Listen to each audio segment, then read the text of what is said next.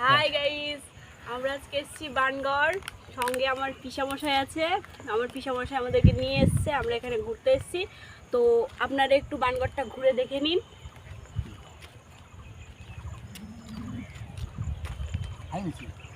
হ্যাঁ, সুন্দর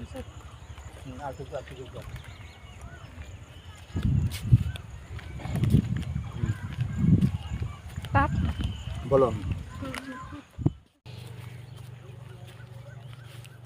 তো আমরা এখন জায়গাটা ঘুরে দেখছি। আমি এই প্রথমবার এখানে এসেছি আমার পিসের সঙ্গে। আপনারা একটু নিচের দৃশ্যটা একটু দেখে নিন, কি সুন্দর সবুজ ঘাস।